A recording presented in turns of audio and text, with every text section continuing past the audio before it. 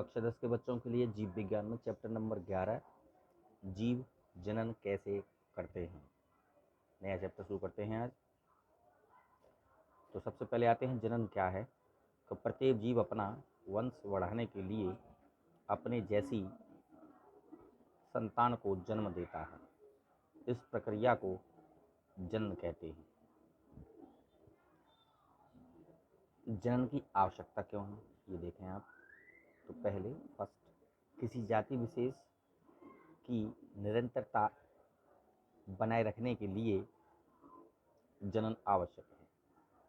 दूसरा पॉइंट है, जीव अपने समान लक्षण वाले जीव उत्पन्न कर सकते हैं। तीसरा पॉइंट है, जनन के द्वारा संतानों में विभिन्नताएं उत्पन्न होती हैं जो जैव विकास का आधार होती हैं। ये जनन की आवश्यकताएं हैं और ये जनन है। अब आता है जनन के मूल तत्व क्या हैं।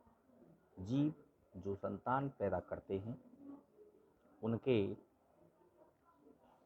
गुण डीएनए, इसका मतलब डीऑक्सी राइबो न्यूक्लियक अम्ल के कारण जनक के समान होते हैं। डीएनए का मैंने फुल फॉर्म यहाँ बताया भी था, ये द्वारा मैंने इसमें दिया है यहाँ, डीऑक्सी राइबो न्यूक्लियक अम्ल के द्वारा ही, यानी डीएनए के द्वारा ही जीवों की शारीरिक संरचना का आधार तैयार होता है, बनता है। डीएनए कोशिका के केंद्रक में गुणसूत्र के रूप में उपस्थित होता है। गुणसूत्र पतले धागे नुमा छोटे होते हैं। यह जनक के जो लक्षण होते हैं वो संतान में उनके लक्षणों को ले जाते हैं, यानी जनक में जो लक्षण पाए जाते हैं वह डीएनए के माध्यम से ही संतान में या संतति में जाते हैं। एक कोशिक जीवों में अलैंगिक जनन की दुखंडन विधि में एक जनक कोशिका समसूत्री विभाजन द्वारा दो संतति कोशिकाओं में बट जाती है।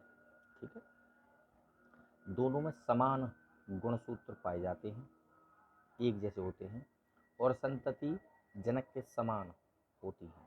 जो गुणसूत्र के जो लक्षण जनक में होते हैं वही दोनों कोशिकाएं जो विभाजन होकर के बनती हैं उनमें होते हैं, समान होते हैं पैतृक कोशिकाओं से। कभी कभी वातावरणीय कारकों के द्वारा, जैसे कि ताप के द्वारा, डीएनए की संरचना में बदलाव या विभिन्नता आ जाती है, जिसके कारण विभिन्नताएं उत्पन्न होती हैं। डीएनए में वातावरणीय कारण जैसे कि ताप है उसके द्वारा कुछ परिवर्तन हो जाते हैं और इन्हीं परिवर्तनों को हम विभिन्नताएं कहते हैं, जो जैव विकास का आधार होती हैं। अब आती है बात विभिन्नताओं की। क्या है विभिन्नताएं? जीवों के शरीर आकार में, यानी जीवों के शरीर में और आकार में हुए परिवर्तन विभिन्नताएं कहलाते हैं। जीवों में जो परिवर्तन होता है, एक दूसरे जीव में जो परिवर्तन है, एक ही पिता की दो संतान है, उनमें जो परिवर्तन, जो भिन्नताएं होती हैं वो जब विकास का आधार है, वही परिवर्तन विभिन्नताएं कहलाती हैं। दो प्रकार की होती हैं। नंबर एक, उपार्जित।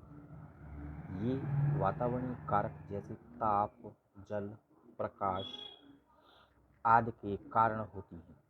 यह जीव की मृत्यु के बाद समाप्त हो जाती हैं, अर्थात यह वंशानुगत नहीं होती हैं। ये यानी ऐसा नहीं है कि एक दूसरे जीव से दूसरे जीव में चलती जाएं, ऐसा नहीं होता। ये होती हैं उपार्जित। दूसरा होता है वंशानुगत, यानी ये वंशागत कह सकते हैं आप इसे।